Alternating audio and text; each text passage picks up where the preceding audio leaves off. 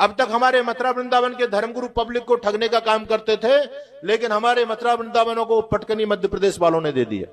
एक बागेश्वर धाम सरकार आ गई आजकल, एक पांडवखर सरकार चल रहे हैं, है ना, और भी एक आगे प्रदीप मिश्रा आ गए आपके, वो भी आपके मध्य प्रदेश के ही हैं।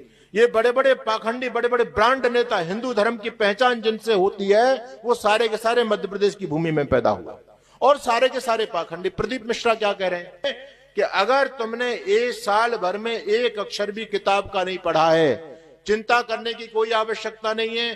3 बिल्व पत्र लेकर के, बेल के पत्ते लेकर के, शहद में डुबो करके, पीपल की परिक्रमा करके पीपल देवता को चढ़ा दीजिए और पेपर देने पहुंच जाइए, फर्स्ट डिवीजन से आप पास हो जाएंगे।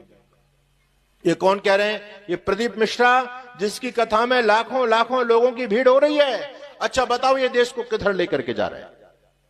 ये देश को गुलामी की तरफ लेकर के जा रहे नहीं जा रहे? लोगों की बुद्धि पर ताला लगा दिया है, लोगों को गुरडमवाद में, चमत्कारवाद में ऐसा फंसा दिया है, लोग सोचने के लिए कोई तैयार नहीं। बोले बड़ी ताकत है जी, वो तो मन की बात जानते हैं, मन की बात का खाक जानते हैं। बागेश्वर धाम जब वहां दक्षिण भारत में पहुंचे, ये दूसरों के मन की बात तो पढ़ लेते हैं, लेकिन अपने बारे में पता नहीं चला। वहां गए तो कथा भी नहीं कर पाए, बीच कथा को छोड़ करके भागना पड़ा। वहां पर एक व्यक्ति ने इन पर FIR दर्ज कर दी, बीच में ही पंडाल छोड़ करके भाग गए।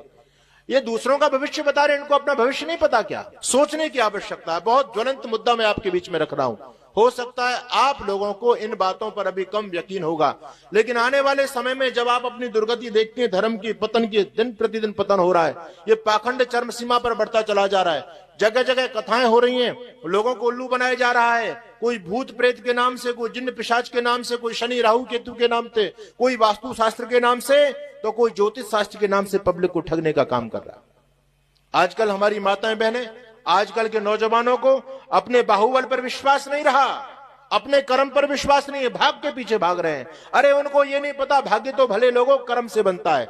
यदि तुम्हारा कर्म अच्छा है तो निश्चित रूप से तुम्हारा भाग्य अच्छा बन जाएगा। और ये भाग्य तुम्हारे हाथ की रेखाओं में नहीं लिखा होता, बल्कि भाग तो अपने भुजदंडों की ताकत पर बनाया जाता है।